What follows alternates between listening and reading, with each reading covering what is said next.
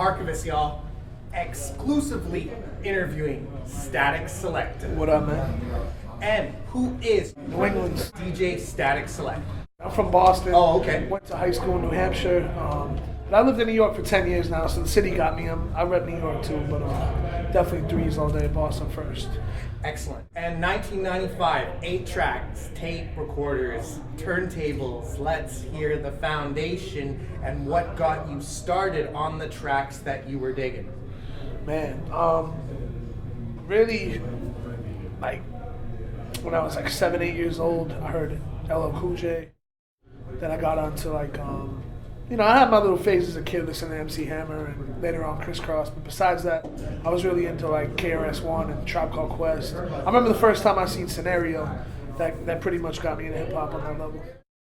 And the golden era, some highlights that you've been a part of since you began DJing at the high school functions, and anything else you like to drop on this time. I've had a million, man. Working with Eminem, touring with Q-Tip and Nas, working with Kanye in the studio. It's hard to really put, touring with DJ Premier. There's a lot of them. And an extensive radio career, and now with Shade 45, you definitely got history. Let's hear some of the best in broadcasting from Hot 97 with Primo and Funk Flex.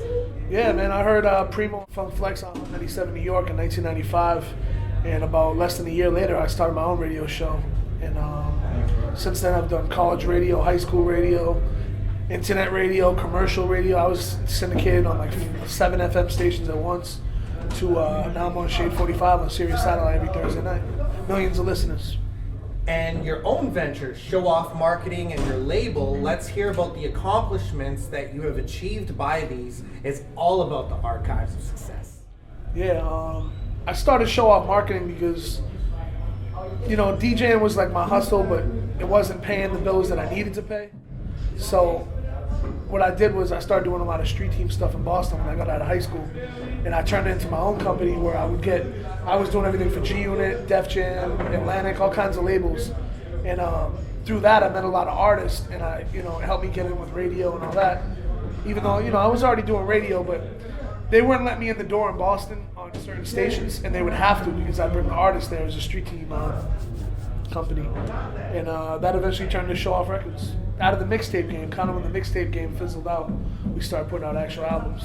And how did that go for you, running your own label and the success where all the projects have come up? It has ups and downs, man. It's a lot of stress, and it's a very small staff. I got a little marketing team.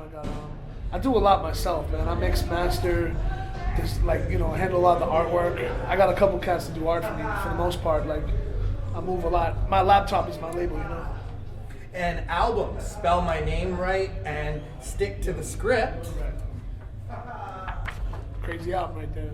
This was when I started to really make an impact, I think, with my beats, because I had the record with MOP and Jadakiss on there, and they were playing on Hot 97 literally a couple times a day in New York, and that was my first record to really impact at radio like that. And I was coming into my sound, I think Spell My Name Right was my first business card with production, but this is when I started getting phone calls from other people. And you host mixtapes. I have come across Rasul's Opium Volume 2 by Starting Lineup. Anything you gotta say on his legacy? He is the reason why I have done interviews in his Word. Following the steps of Rakim and himself is amazing, so definitely respect and rest in peace to the Europe legend. Word up. So much more to 100 Proof, The Hangover, Population Control 1982, How Did They Go, and 102.9 The Beat, GTA 4. Yeah, that was fun, man.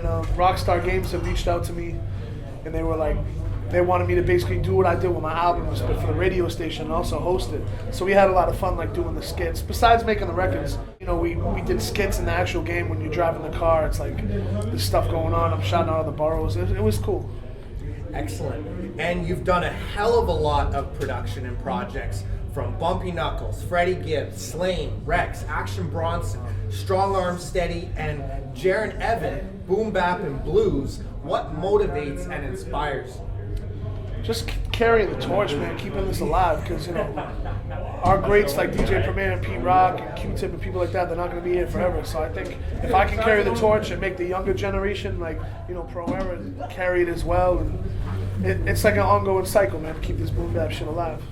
And extended play, what can we expect? You have been definitely productive. It's definitely my most hard-hitting album to me. It's real grimy. I got some of the best features I've ever had. It's different. I'm excited, man. And future projects with Bun B, Styles P, John Connor, Dice Raw. Those are all in the works, man. No time soon. Extended plays right now. And your best tour and largest crowd that you've ever rocked. Good Vibes Festival in Australia with Q-Tip. It was about 60,000 people. It was dope. And your best hip-hop memory you've been part of or contributed to. It's not a good one, but I actually told DJ Premier the Guru had passed away by mistake. And, you know, I grew up, I got a Gangstar tattoo. Like, I was like asking him if it was real, and he didn't. It was like 7 in the morning, he hadn't heard yet. And there was a lot of rumors, and you know, just the fact that I'm the one that told Premier that to me, like, it's so crazy. That's definitely one of them. And you have anything to say to Canada? Love Canada, man. Every time I come out here, the hip hop love is over, like, it's extensive. It's crazy. And you have any shouts? Man, shout out the whole Show Off crew. You know how you are. Shout out to everybody out in Canada, man. Let's get it. And shouts to Fat Gary and Statik Selektah. Right on. And this is the Archivist, and you already know the name, y'all. Let's go.